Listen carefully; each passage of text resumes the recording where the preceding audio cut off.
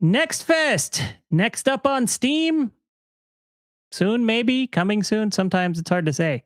Today on.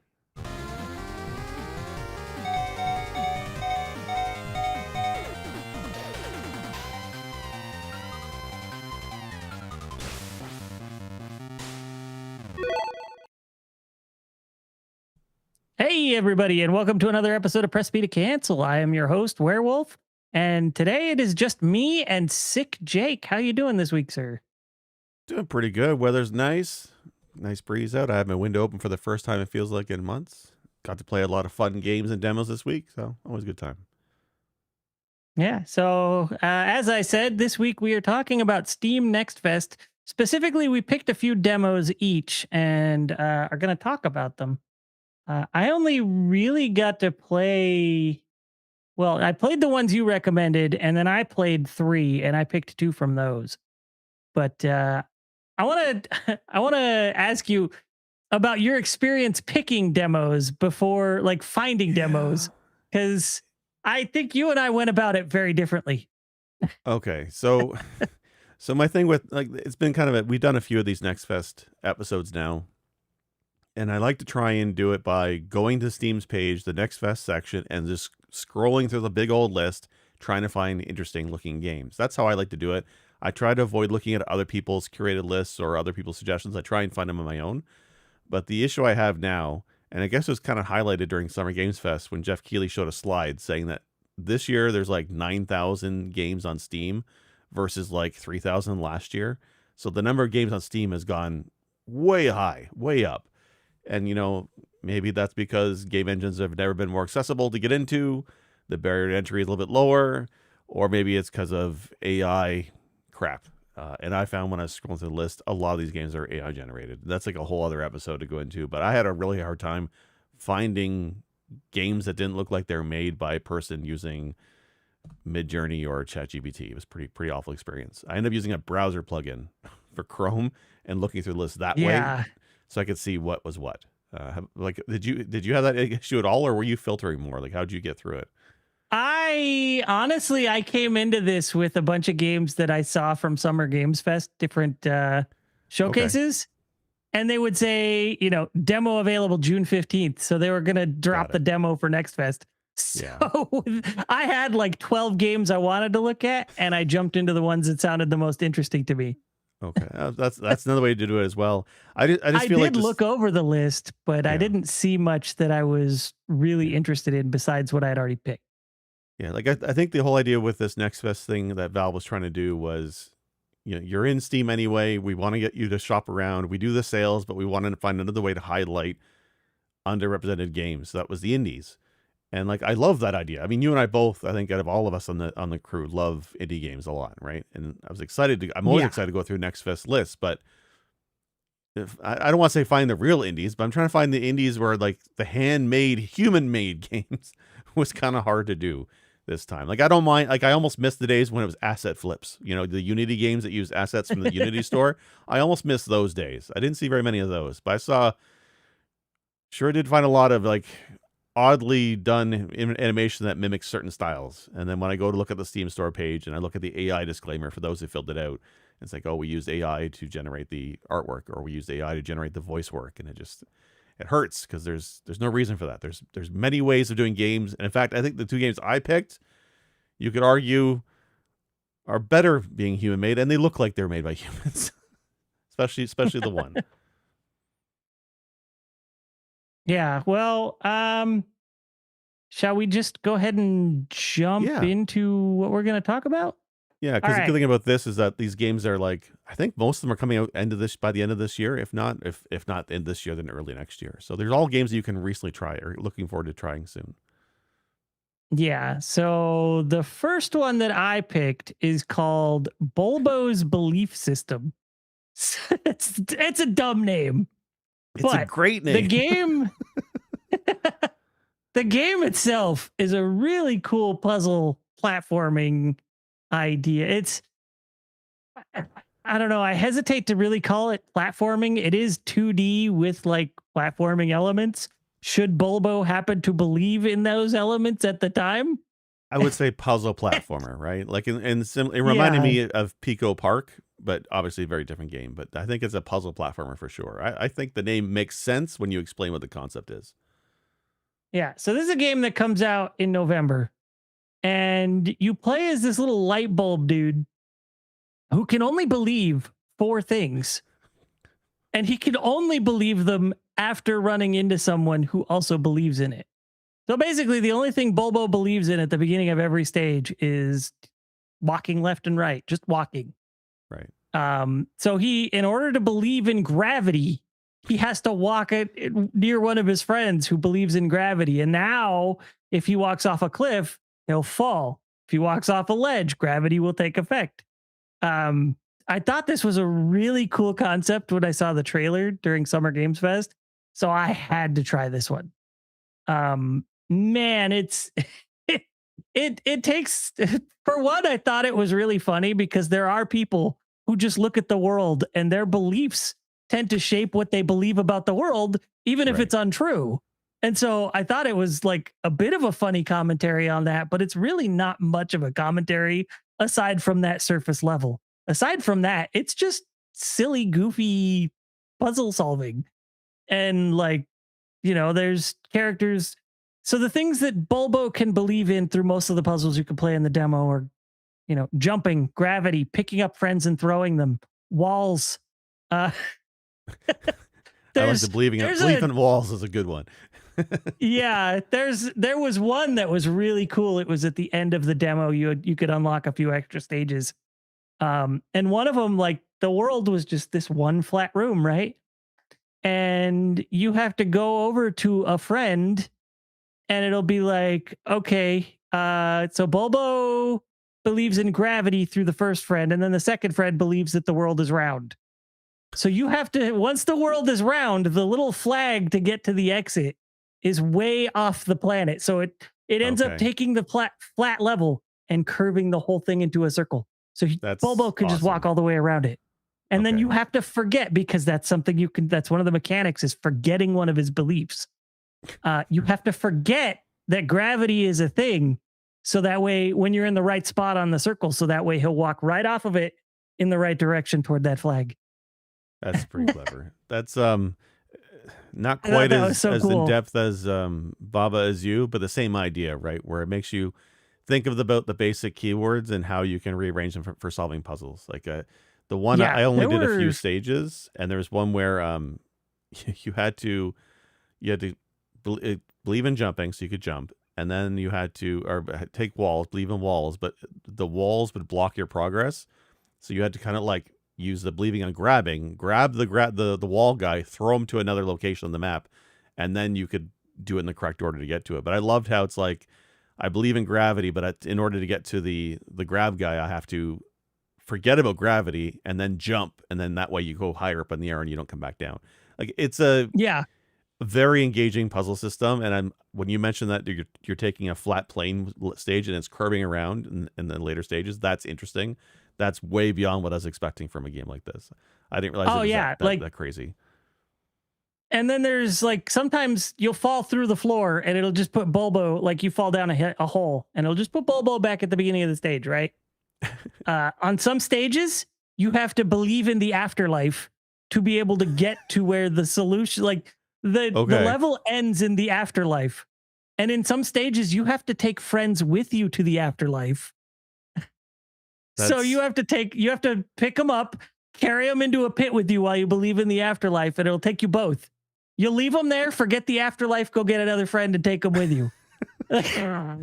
that's much more deep than I thought this game was going to go. That's pretty Oh awesome. yeah. Yeah. This Is there any is idea how such a many cool levels game. there are in the final game? Does they give you on the start page or Oh, anything? that's a good question. Let's see. I Because do that's hope it's a pretty. lot. Yeah. Because like games like Um, the closest I played to games like this again was Baba Is You, which I was too smart for my brain. I couldn't get through it, and Pico Park, which is a multiplayer game, and I don't I don't have patience to play a game like Pico Park with my daughters. But this is a single player puzzle game, which is interesting. yeah, I don't see it saying anywhere how many puzzles there are, but I would hope that it has a lot. Yeah. And it really did ramp up the difficulty at a reasonable pace. But by the Okay. end of the demo, it's getting tricky. So I'm hoping that it gets way harder in Yeah. the actual game. This comes out in November, and I'm pretty excited for this one. This is probably what I'll Yeah. pick up. Yeah, this looks really great. I really dig this one. I love the style of this one. Like the doodles for the characters are all pretty unique, very colorful. And I love the concept of you can only learn 4 of these skills and you have to drop one, and figuring out which one to drop and when, and the order of taking abilities matters is pretty rad. This is a fun one. Yeah, and some of the mechanics are interesting. There's actually one guy who lets you believe in 2 extra things. Oh, So it'll let you. So that belief becomes one of them, but it gives you 2 extra slots.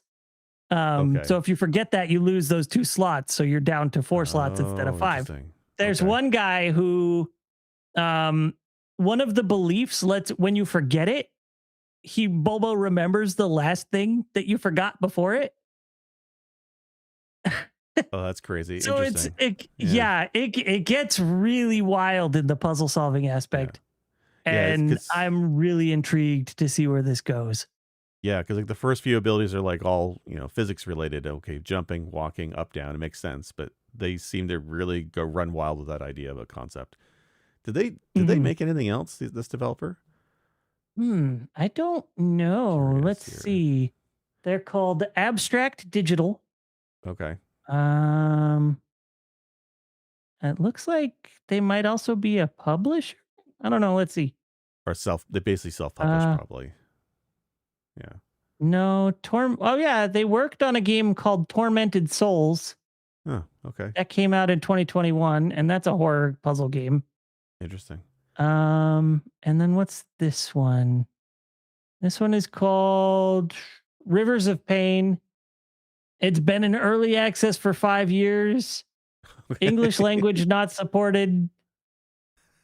Uh, and they were the publisher, not the developer. So I guess they didn't work on that one. Interesting. Sounds like they did horror games Then and they now they're did another doing one called Mix the Forgotten. Oh no, that one's still to come. That one's to be okay. announced. So okay, Cool. Interesting. sounds like they Yeah. worked on another game and then decided to do their own things and publish for somebody. Strange Neat. trajectory, Yeah. but not going to complain. No, very cool game. I'm curious how much it costs, and November's not that far away, so definitely a fun one. Oh, Sinstress mentioned that Chard just play through Tormented Souls. Oh, interesting. Okay. Should get him to play this one. Just tell him it's a Souls like or a horror game. A doodle horror. It's from one of the developers for Tormented Souls. You'll love it, Chard. You'll love it. Just get your box All of right, crayons. so that's my first pick. You want to tell me what your first pick is? Yep. So okay. So for mine, it's actually a developer I was aware of before, and they made a game that I play with my daughters all the time, and I haven't heard from them in a while, and that's Messhoff. And the game I used to play with my kids, or I still play with my kids, is Oh, Nidhogg. wait. Can I guess? I was gonna say, is this Yeah, Nidhogg? it's Nidhogg. Yeah, and Okay. both the first and even the sequel, although the first one has a special place. I really like that one a lot. But Nidhogg, the original one, had a very like abstract graffiti style to it, I guess I could say, whereas it was like it was a one-on-one fencing fighting game. But I really dig that style. But Nidhogg 2 went more of a cartoony design. It didn't work as well for me. But anyway, the great developer. I love their stuff, and they are releasing a game called Blood Dungeon. And I saw an interview in IGN about this one as well. And one of the developers at Masshoff, they're working on another game called Wheel World, which I think is out.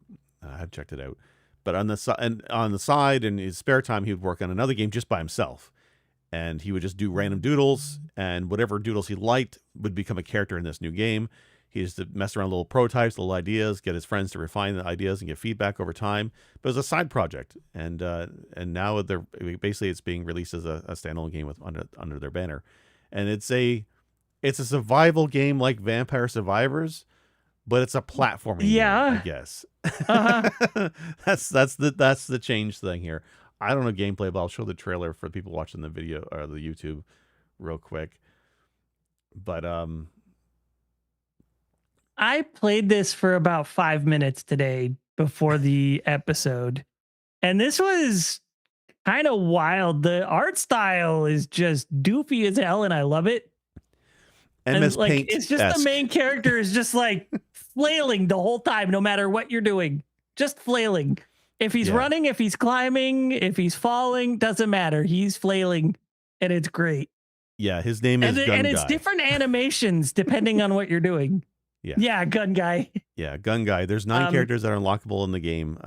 In the demo, I believe there's 3 characters. I've only gotten 2 so far. There'll be yeah, it 5. started with Barbarian as one of them as well. Yes, I did try Barbarian as also, but Gun Guy I felt was a better character. But it very much like Vampire Survivors, the idea here is your character automatically attacks and aims and attacks. You don't have control of that, but you're focused mostly on the platforming and navigating the map. And the only one available in the demo is the catacombs.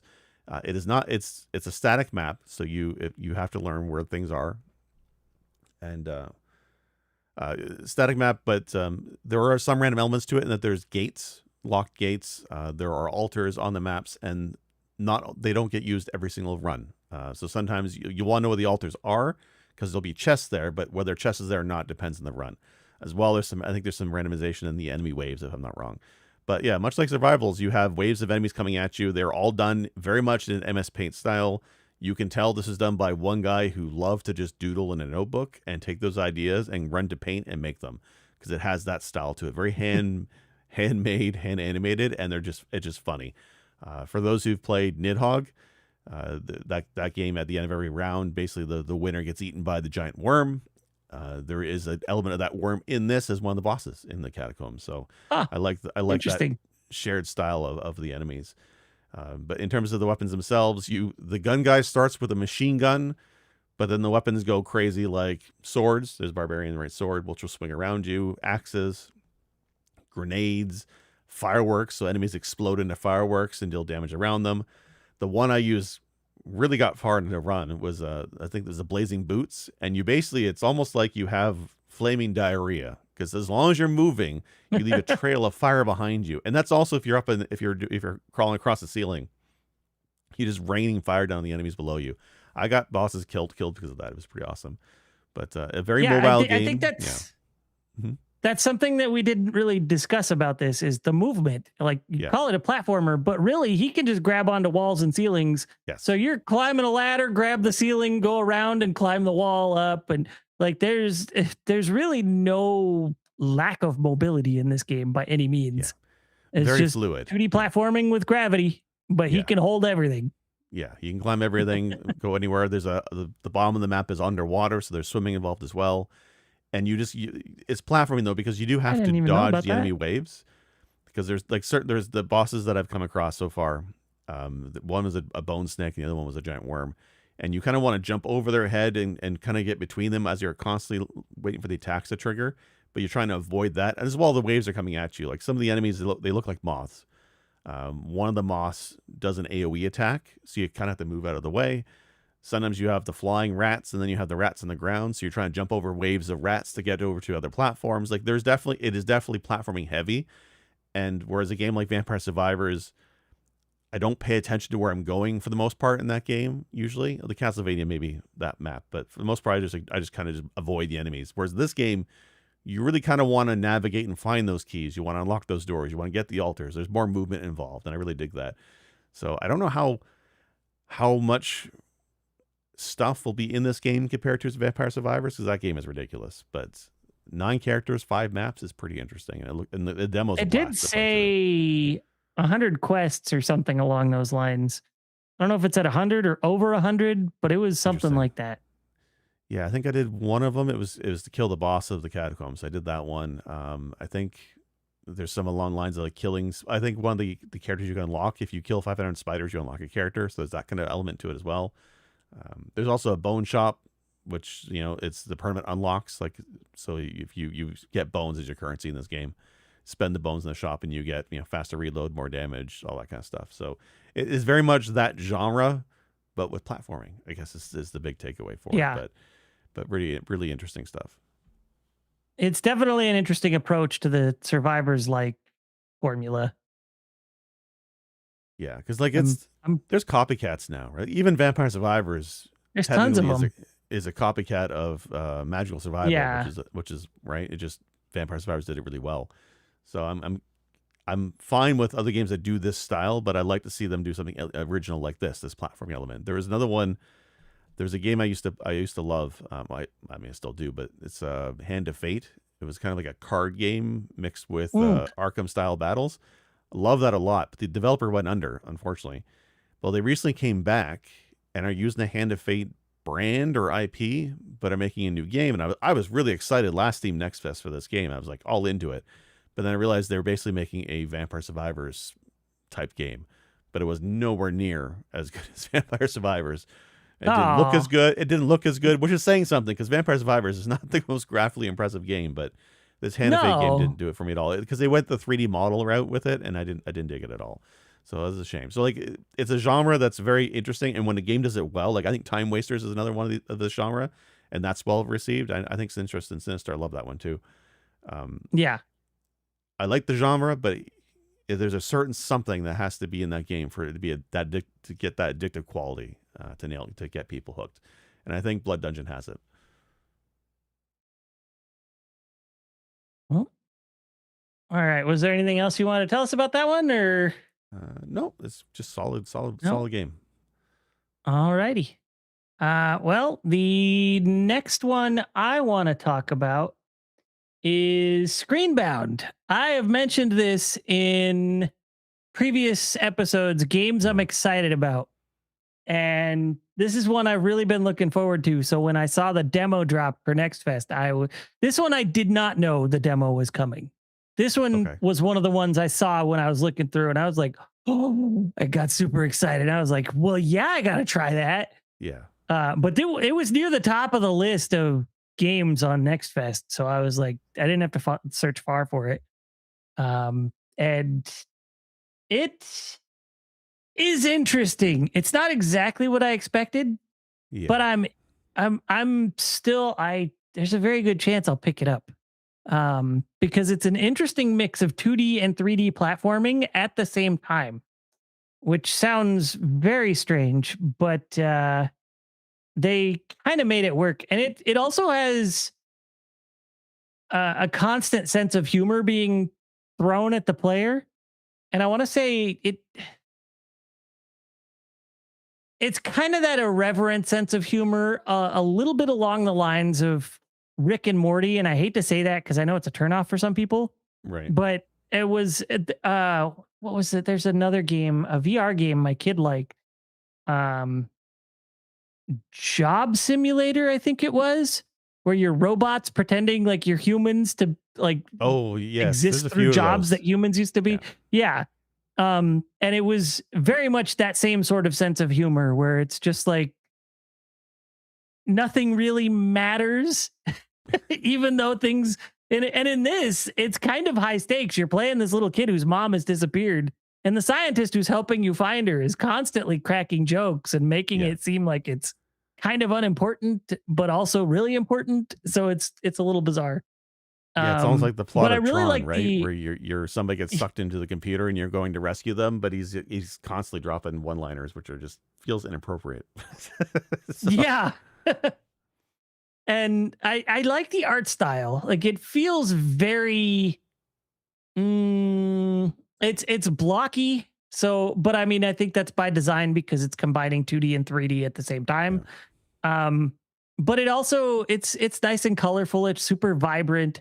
It feels like a PS2 GameCube era platformer, like Okay. kind of reminds me of those bold colors like Jack and Daxter and things like that, where it was just very bright and cartoony looking. And weirdly, the kids' hands look gigantic and hyper realistic for everything else. It's a little creepy. That fits the idea though, right? Where he's from the real world going into the digital video game, so the video game is gonna be cartoony, but he's not. So I can Yeah. appreciate that. Yeah. But yeah, I played through probably 6 or 7 stages in this, um, including one of the challenge stages, which looks very different. The challenge stages do that like 80s wire grid neon sunset in the background kind of Okay. aesthetic. Right. Like a retro wave or whatever And style. Yeah. yes. Whereas the main stage is, at least from what I saw in the demo, which I'm assuming is just World 1, look very Super Mario-ish with blocks and floating islands and things like that. So Yeah. the platforming challenges and finding the secrets is very interesting. And part of what distracts you from finding the stuff that you're looking for is the fact that you're not just looking at the 3D world, you're looking at the little Game Boy screen on your, like, in the middle of your gameplay screen as well. So you're trying to watch two screens at once. It vaguely reminds me of playing Wii U, but at least it's all on one monitor. Uh, Yeah, but the Wii U was. I like the Wii U though. I don't like this game, but I like the Wii U. I would say this reminds me of Star Fox, because you really needed both Yeah. screens Okay. in Star Fox Zero. And Yeah. this, you really need both screens, but at least it's on the same monitor. But yeah, your Like the focus is really either on the little square or the yeah. full rectangle. Like And it can be blinding to what's around you when you're paying attention to the little screen. yeah. Like the concept of it, where you are controlling both the 2D version of yourself as well as the 3D perspective at the same time, is very cool and very interesting. I'm with you. When I saw the trailer during the announcements, I'm like, gotta play it. Like this is definitely something I want to get into. I love that idea. I liked when I tried the demo. You can move the Game Boy around so you can pick a spot for it, so it's not going to necessarily block your Yeah. vision, which is good. But what kind of messed it up for me was there are things like doors and ladders that you need in the 3D part of the game, but they're invisible, but you can see them on the 2D display. I just, or there's one where you have to make a jump, but there's an invisible spike barrier going up and down that you can see on the Yeah. 2D, but not the 3D.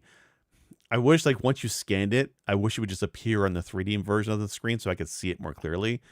It felt a little janky just having to look at the 2D just for those elements. That part I didn't really care for. I was also confused how you pick up these, like, I guess the coin equivalent in this game.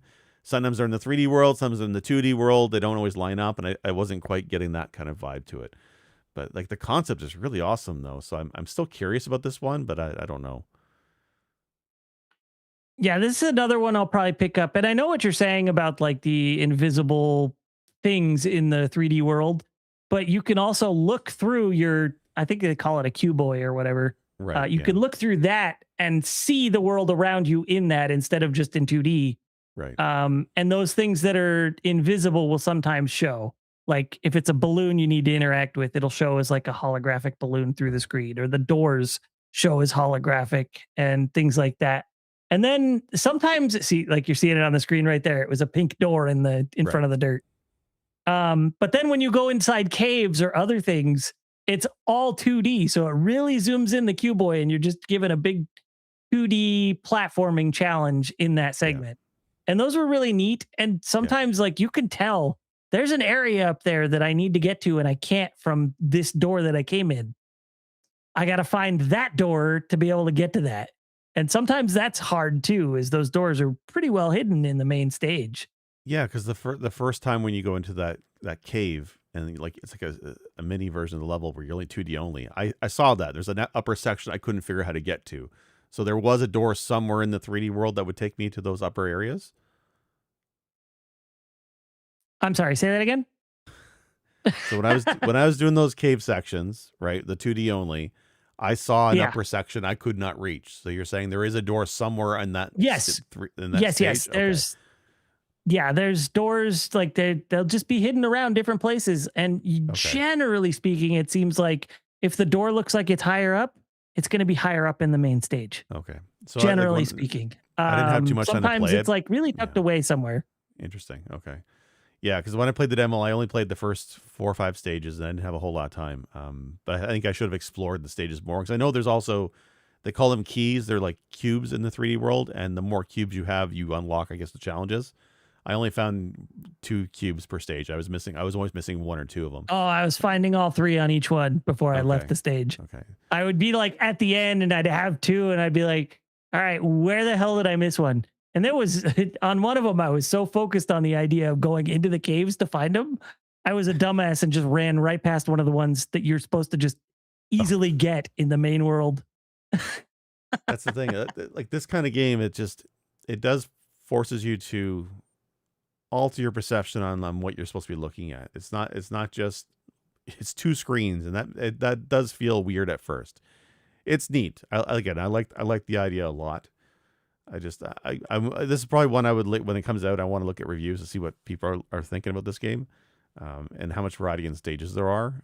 But like the concept is really freaking rad. Like I really dig the concept. Yeah, and it's not like the 2D that they did makes no sense in the 3D world, because it does follow your 3D world that you're traveling Yes. through. And when you think of it like that, it sounds strange. But given like the start point and the end point of the stage are always like at the beginning and then a far end, and the world will just kind of maybe wind back and forth, but generally head that same direction. Yeah. So in 2D, you'll see stuff sort of fade in from the foreground as your character will move on to those platforms, or fade in from the background for those platforms. Yeah. And so it still works and makes sense. It's just strange to get used to at first. Yeah. Definitely a puzzle. Again, a puzzle platformer. It's Yeah. definitely a theme in your picks. I guess so. Yeah. Pretty cool. Yeah. Alrighty. And I think this one got a release date now too, which I'm excited about. I think it was October. Let me double check. That's not far away. Screenbound. Yeah, I've seen a few trailers for this now. Oh, September 10th. Real soon. Oh, not like anything Part else of that coming on September September. stack. I swear, not so much the indies. The indies, I think, are all going to be in September. I don't see a reason for them to change their schedule, but I can see some of the bigger titles just either releasing early or releasing later. Because I think when they saw how many of them are doing the same idea, we got to avoid GTA 6. Let's all go into September. It looks kind of silly when there's like 50 of them now. So they're going to spread out. They're going to spread out. At least it's not September 24th. It's September 10th. So there's that going for them. For sure. Cool. All right. You want to tell us about your second game?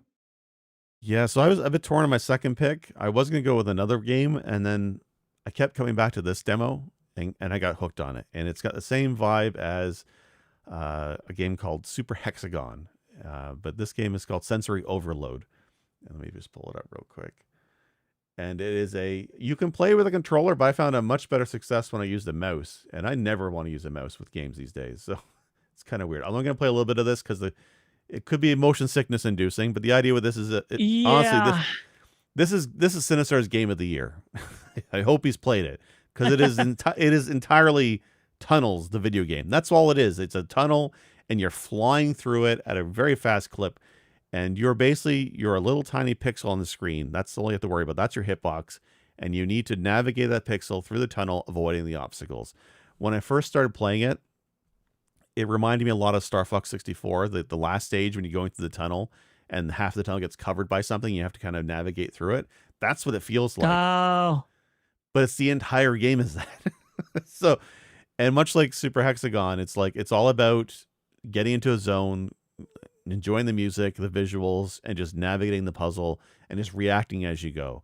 And I just felt myself getting into like a flow state with this game. I don't get very often with games, and it just feels great. And I love the visuals, very rainbow color, trippy and technical. The music soundtrack is great. I had to go ask on the Steam discussion forums who does the music for your game.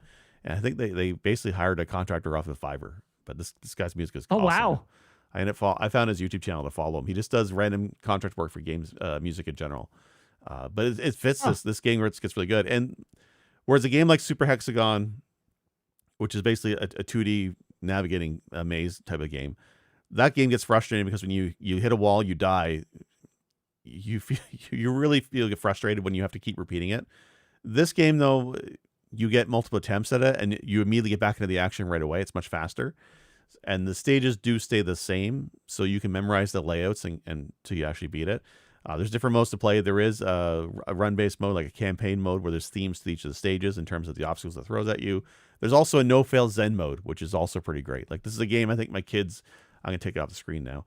This is also a game where I think my daughter could get into if she wanted to play a game, and I just don't want her to worry about dying in a game like this. I just turn on Zen mode, so you can hit all the walls you want. It's mostly just moving the camera around and stuff. Did you get a chance to play this one a little bit? I did. And your games also have a theme in that it's just lots of flashing colors at you. You're being assaulted. Yeah. Yeah, the Blood Dungeon is more about the random blood particles, and then this one is all about the rainbow colors and stuff. But Blood Dungeon also does the like bright flashing color thing in Does rainbow it? just constantly at some points. Oh, Yeah. okay. All right. Okay. Well, Um, particularly on the pause screen or when you're getting a reward or something like that, it does that same thing. Just a big border of bright flashing colors. oh yeah, because it is So a slot machine that's the thing. Yeah. theming of your games. Uh, Yeah, I but picked brain rot this sensory time. overload, yeah, sensory overload. I tried. It was interesting, but not for me. I felt like I was doing okay, and I'd run into everything. I was like, I felt like my pixel was nowhere near that. How did I hit it? So So for me, it was frustrating. when I first tried it, I didn't realize there was a pixel. I couldn't see it. I didn't know what I was supposed to be doing. I just figured like, okay, I must be some kind of physical form, and I'm navigating through the like lawnmower man style through a tunnel, and I couldn't figure it out. And then the one tutorial said you had to graze objects right as you're going through the maze, and you get bonus points. So it forces you to do that close flybys, and that's what was messing me up. And then I looked close and I realized, oh, there's like a little crosshair. And then I realized that crosshair is all you have to worry about. You don't have to worry about anything else. And you can also Yeah, touch the edge of the tunnel. It's fine. It's just the obstacles you can't touch, which is like spinning whirling blades, or it looks like waffle fries. The one I don't like very much. It's like a grid comes at you and you have to go between the grids. But it's something about like the first few. Once you get into it, it starts slow and then it gets really fast, and you just get in the zen-like state, avoiding objects. You start following them around as they spin around the tunnels. You start following around as well. And I don't know, like I think a stage 6, I want to say it starts alternating colors, and there's like a blue that's almost transparent, and then there's a solid yellow, and then you have to pay a little more attention to what the color combos are before you're going through. Something about this game just clicked in my head, and I'm like, this is a satisfying game. Like I hate sitting at my desk to play a game with a mouse. I really don't like using mouse these days. I have hand pain issues, but this is a game I would play. Like this is a trippy game. yeah.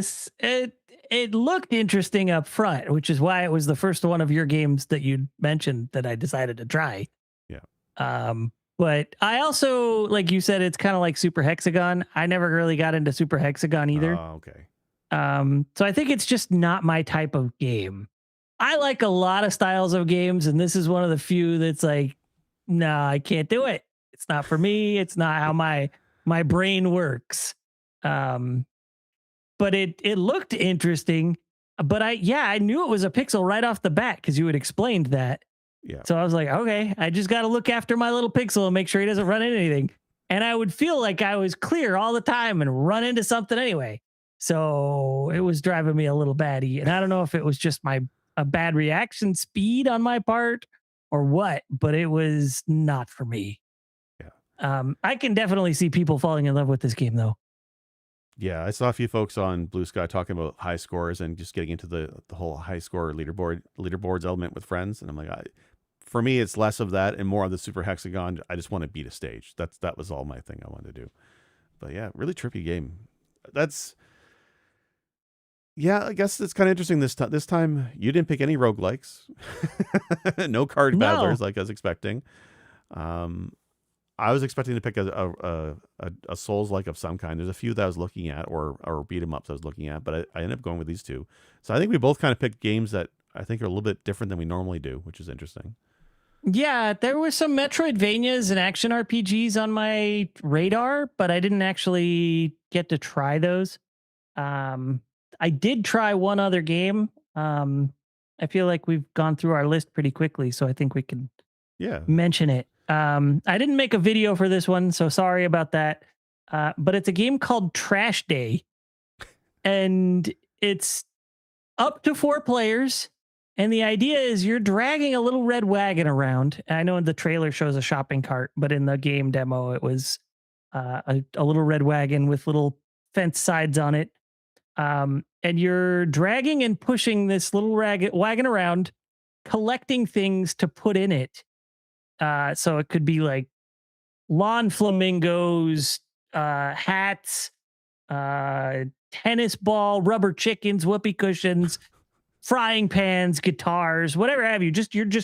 You're raccoons running around and stealing shit from around the map and putting it in your wagon to get it to, oddly enough, a washing machine. Okay. You take your little wagon into the region of into the circle for the washing machine, and everything flies into the washing machine, and you get compensated for the cash amount that you were shown as things go into your wagon. And then you can spend at the little vending machines next to the washing machine to continue your trek.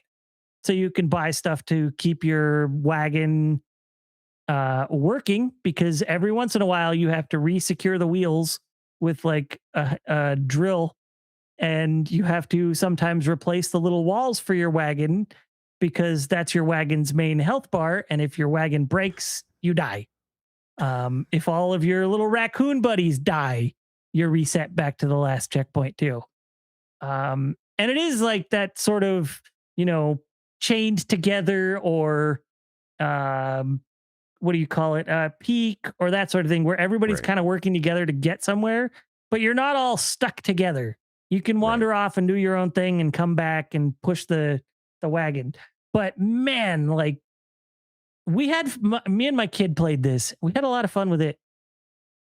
And it was, we hit a point where we got to the end of the demo. We had done everything that the demo was like, okay, this is under construction. You finished it. Go wish list. And me and the kiddo were like, let's see if we can keep going. So we went over that fence that said it was under construction and found giant plywood boards and took a whole bunch of them back to the first side of the fence and made a ramp out of like a dozen plywood boards to get the wagon over that fence and continue on. And there were actual working checkpoints that continued on. Was there really? Okay. Yeah, there was like a lot of level actually designed. There was just like a pit of bear traps. That's pretty funny. It was very cartoony and it was pretty funny. And you can get stuff to put on your raccoons. So there's hats, there's glasses, things like that, headphones. And then the the demo at the end, or the trailer, at the end of the trailer, you see like one of the raccoons holding a trumpet. You can actually find a trumpet past the part that you're supposed to play in the demo. Okay. And the trumpet plays different notes depending on where you're looking, up or down. That reminds me of the bugle and Peak, where just you have one of your friends just randomly playing the bugle, not helping at all, just playing the music anyway. Yeah, like they call them friend swap games, but I think it like positively, like these games are fun to play with friends online. So yeah, they're stupid, and it's more about the fun than it is about the objective. Yeah, the objective is second to the fun, which is fair. But yeah, like this seemed like a good time. The concept of a bunch of raccoons stealing things and laundering them at the end for money is pretty funny. So yeah, I like that. Yeah, that's a good one. There's also like dogs at some of the homes where you can distract them and keep them from getting to you and attacking you. That's pretty cool. For me, the other one I was looking at was Fading Echo, which was 3D platforming beat 'em up, I guess. The reason I didn't really go with it is because the controls felt a little bit loose, and for the kind of game that it was. But I really dug the style of it. It's very much a comic book style in terms of like the character designs, very like realistically, though not realistically, more like Into the Spider-Verse kind of shaded at the beginning. But then when you get past the opening area, you go into like this digital world, and all of a sudden the character is the colors of the character go Technicolor cyberpunk bright. Like her hair is now flaming blue, and her jacket is all yellow. And then you go into another world, and it's flipped upside again. And the colors change every world. So it was interesting that I'm wondering how many worlds there are of that, and is she going to look different in every single world? Because that concept is very interesting. Like taking the graphics and just completely changing every level.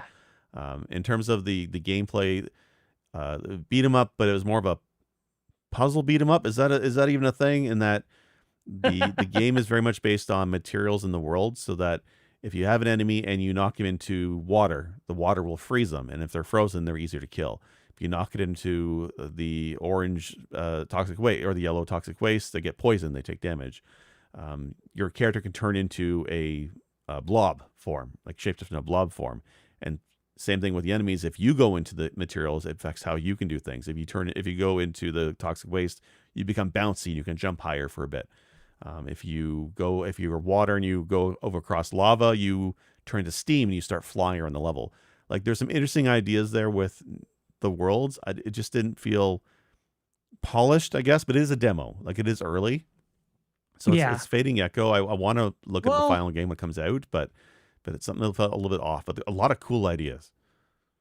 I do have to wonder how unfinished the demo is, given the release date for the game is July 21st of this year. So it's just a month out. Yeah. So Unless like they prepped the demo a while ago and decided they were going to release it at the next fest just before their game comes out, it could be that which too. could be. Yeah. It's like it's not alone in that too. Like what was the game we played? The music game that was pretty interesting from Tango. Oh, God. How can I forget it? The musical fighting game. Yeah. Oh my goodness. It won so many awards. Yeah, I know. We're bad. Oh, what the hell was that? I loved it. It was one of my games of the year. Shit. Oh, now I gotta look at my list. It had the Cat 808. 808. I remember Oh my 808. gosh. It's driving me nuts. Chard was entertained because that was the drum machine. Hi-Fi Rush. That was the game. So Hi-Fi Rush, yeah. Hi-Fi Rush. The way that game felt with the movement and the combat, Fading Echo reminds me of that. Although obviously it's not rhythm based at all, but in Hi-Fi Rush it felt a little loosey goosey on the jumping and the moving around. That's what Fading Echo feels like to me. So I don't like that movement style. It felt a little bit off. Like for a game that's heavy on the platforming, I really want the physics and the platforming to be really tight, and it didn't feel like it was there. But the puzzle aspects, the changing of materials, like whether it's toxic waste, water, ice, fire, like all that stuff is really cool. There's elements of like picking up orbs and moving them around. Like I could see what they were going to do with it in the demo, and I'm interested in a final game, but I really want to see those reviews before I pick it up. But really cool. Like characters are awesome. I love the main character. Her mother-like figure. The dialogue is all voiced. It's really well done. Again, Spider-Verse style in the beginning is a very interesting game. We'll have to see. I like that all these games are slated for this year, because while Trash Day doesn't have a date, it says 2026. So all 6 of these are this year. Yeah. And not all September, which is nice. Yeah. Yeah. I know that Steam has made some changes to the algorithm and what they show on their main store page now. They used to be heavily dependent on games that are wishlisted, and they've dialed that back some. So I know for indie developers, that kind of hurts them because like a big source of their hype is from Steam and being on that front page. So now they don't have as access to that. So ideas of like Steam Next Fest are important, I think, for that. I just need Steam to have better filtering or a better way of like showing me the games that I want with the features I don't want not shown. Like I want more filtering. Yeah, there needs to be a filter for like if you don't want games that used AI, you can turn that. Yeah. You can filter all those away. That would be really nice. Whether Steam does that is hard to say.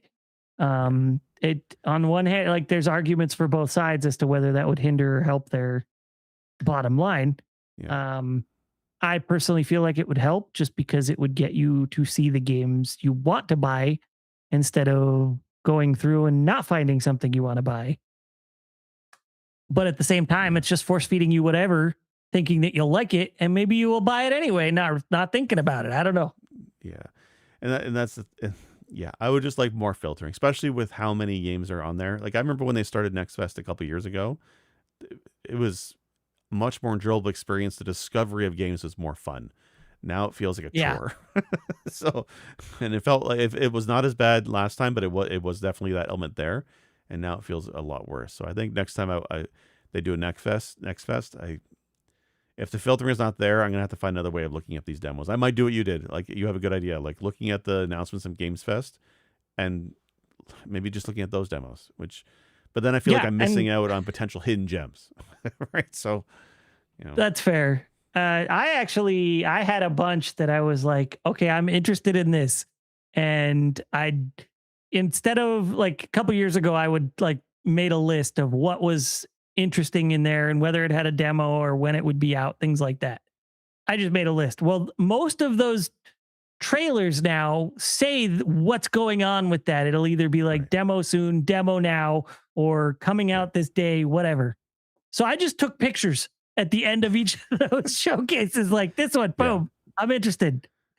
Yeah, the whole idea of Games Fest taking over from E3, I think in the beginning it was more of like the focus was on like a live event that people would go to, but I think now they realize, oh no, this is a huge online thing, and folks are eyeballs are seeing the screen, and they want to see trailers that with dates and links and where they can find out more or where they can play something.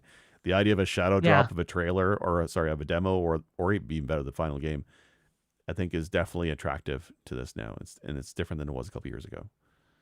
Yeah. I was also surprised that a lot of the games that I was interested in didn't have demos then, but said demo drops June 15th, which was really, and it just, they're like, yeah, we're going to do it with Next Fest. We're not going to do it now. We're going to wait till Yeah, Next Fest and be a part of that, yeah. which is a weird choice given you can release your demo and still be part of Next Fest demos. A lot did Because that. there's stuff in Next Fest that came out in May. Yep. So Yep. there was one that I was like, this game looks really cool. And it's been out for 2 months.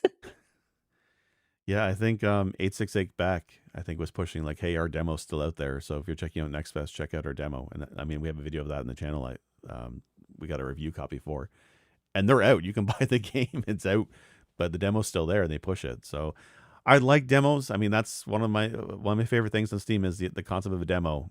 And for a while Yeah. there, it felt like a lot of games weren't doing that. AAA games almost never do it now, but indie games are using it as an advertising vehicle, which is smart. This is what you want to do: play the game before you try. Like Cinecross, that Picross Oh, yeah. roguelike, I really like. That drove me Ne- nuts. Yeah. Yeah, it drove you nuts. They didn't update for you though. They got rid of some of the stuff I think you didn't like, but and they improved controller support. I love that game. I never would have touched it with a 10-foot pole if not for a demo from last Next Fest. So that's why I like the Next Yeah. Fest is really important. I gave it a shot. I'm like the demo. I'm like, oh, freaking, this is rad, and I love that game. It's worth buying. So I like that the demos on Steam don't really seem to disappear as much anymore. yeah, not like they used to. And Yeah, what is it? Elliot just came out and the demo is still available to download, which is surprising from Squaresoft. Visions of Mana came out last August. No, August a year and a half ago. yeah, it was a while ago. And the demo is still available. Huh. Yeah, Elliot was one I was looking at So too. demos are back, it seems like, and I love that. Well, if they put the work into making one, I don't see a problem with keeping it up. Right? It's just another I'm way. the same For anybody who's way. on the fence, if they're on the fence of buying the game anyway, that can tip them over the edge. So why not have it? It's not like it's the full game. It's right. So I'm all for Yeah. it. And if it carries over progress, so much the better. That's the other thing. Some of them do. Yeah. So I think Next Fest had some stuff. It was just hard to find, which is a bummer. Yeah. But I'm glad I didn't find them the same way you did. Yeah. Yeah. I mean, ultimately, I did use that Chrome extension, browser extension, and start browsing Steam on a browser, which is not what you want to do, but it was better that way. It was better that way. Yeah. All right. Well, this has been our episode on Steam Next Fest, talking about demos for games that are coming out this year. Surprisingly, that's nice. I've been waiting a while for Screenbound. So if you want, you can check us out. Other episodes here on YouTube or Twitch. They're not on Twitch, but we stream every week on YouTube and Twitch. And then the episodes are still available on YouTube, or you can find them on any major podcast streaming service, or pressbtocancel.com, our own website. You can also find links to our socials there, whatever our hosts may choose to social on, and our Discord. You can find links to our Discord there. Yeah.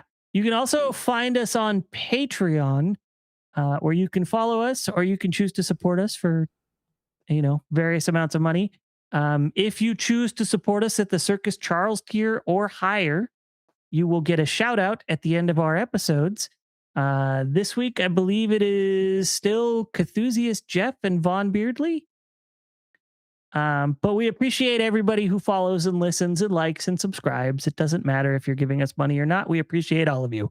So everything is appreciated. We've been doing this for a while now. Almost 7 years. We have 7th anniversary coming up. Almost. Actually. Yes. We've got a little fun episode planned for that. Yeah, I think that's about everything. Do you have anything new going on? No, between doing the catching up on yard work and then work has been kicking my butt. So, and also I might have installed Guild Wars 2 and that was a mistake. So, I'm back into my MMO hole for a month, so we'll see. But I do have more ranking in Mario I've been working through. I have one coming up hopefully this weekend. I got to see. I was watching, there was a games media person named Jeff Gersman, who I love his stuff ever since, even though he's left Giant Bomb, I still watch his stuff regularly. He just finished doing his ranking of the Nintendo games. He's played through now every single Nintendo game over the last 3 years, and he's ranked them. And the last game today was Super Mario Bros. 3, and I disagree with his choices. So I kind of want to finish my ranking in Mario to see where he's coming from, because he ranked it lower than I expected on the NES list. But anyway, wow. But yeah, I have stuff working. Yeah, we're almost done with the house.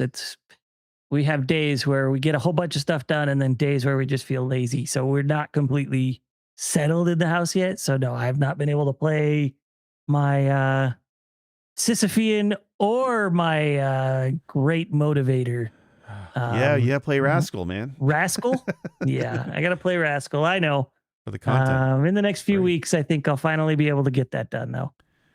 It doesn't help but we both play through Mina, and that was a 20-hour game plus. Well, I did. I finished. And for me, it was like 32 hours, I want to say. Yeah. But that's because I 100%ed it. I found everything. Yeah, you're crazy. I don't know. It might be a while before I go back to that one again. Yeah. Game of the year. But it might be a while. Yeah. I don't know about that. We'll see. I'll have to keep that in mind, though. I have not been ranking my games. To be fair, I've not played a ton of games this year, which is a bummer. Me, I've done it both a bunch. I've been trying to keep a thread on Blue Sky of all the games I've beaten and ranking them, like with scores. Not that anybody gives a shit about my 4.5s and shit. But like I've done Mina, played a ton of Forza 6, which is great, and I recently beat 007 First Light. So I played a bunch of games in the last month. So I've been playing games. I just haven't been making videos on them. So, but I have thoughts for Game of the Year this year for sure. I have a bunch of options, so we'll see how it goes. All righty. Well, thank you all for listening. Very much appreciated. And we will catch you next time on Press B to Cancel.